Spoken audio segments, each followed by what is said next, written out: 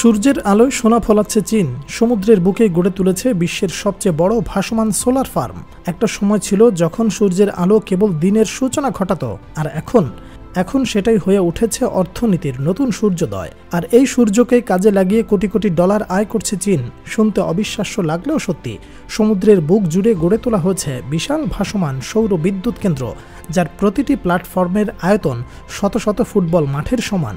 এমনকি সাগরের ঢেউ, ঝড় কিংবা বৃষ্টির তোয়াক্কা না করে দিন রাত অবিরাম বিদ্যুৎ উৎপাদন করছে চীনের প্রযুক্তি নির্ভর সোলার স্টেশনগুলো। এটি এক ধরনের বিজ্ঞান কল্পকাহিনী নয়, বরং বাস্তব চিত্র যা আজ বিশ্বকে তাক লাগিয়ে দিয়েছে। চীনের ইয়োলো সাগরে ইয়োলো সিন নাম্বার 1 নামের এমন একটি ভাসমান প্ল্যাটফর্ম ইতিমধ্যে আলোচনার কেন্দ্রবিন্দুতে। এখানে স্থাপন করা হয়েছে 434টি ফটোভোল্টাইক প্যানেল। পুরো প্ল্যাটফর্মটি সমুদ্রপৃষ্ঠ থেকে প্রায় 7.5 মিটার উপরে, ফলে সাগরের নোনা পানির ছোঁয়া লাগবে না কোনো প্যানেলে। এমন নিখুঁতভাবে পরিকল্পনা করা হয়েছে এটি। এমনকি উত্তাল সমুদ্রেও স্থির থাকতে এই প্ল্যাটফর্মে সংযুক্ত করা হচ্ছে 55 টনের 6টি নোঙর। তবে শুধু সাগরের বুকেই নয়, চীন বদলে ফেলেছে মরুভূমির চিত্র। সিংহাই প্রদেশের তালাতানে তৈরি করা হয়েছে এমন এক সুবিশাল সোলার পাওয়ার স্টেশন, যার আয়তন বাংলাদেশের রাজধানী ঢাকার দ্বিগুণ।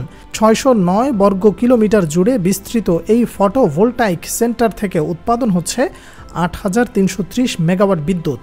এখানেই ব্যবহৃত হচ্ছে 23,000 হেলিওস্ট্যাট, যা সূর্যের আলোকে প্রতিফলিত করে কেন্দ্রীয় তাপ টাওয়ারে পাঠায়। এই তাপ ঘনীভূত হয়ে গরম করে 500 থেকে 600 ডিগ্রি তাপমাত্রা পর্যন্ত, যা ঘুরিয়ে দিচ্ছে টারবাইন। অর্থাৎ সূর্যের আলোয় তৈরি হচ্ছে বিদ্যুৎ, আর বিদ্যুৎ থেকে গড়ে উঠেছে আধুনিক জীবন।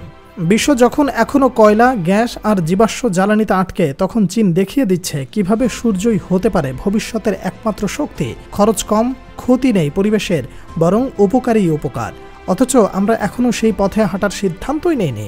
চীনের এই কীর্তিটা তাই কেবল প্রযুক্তি নয়, কেবল অর্থনীতি নয়, এটা ভবিষ্যতের গল্প, যেখানে সূর্য কেবল আলো দেয় না, দেয় শক্তি, জীবন আর উন্নয়ন। চীন সেটা বুঝেছে, এখন বাকি পৃথিবীর পালা।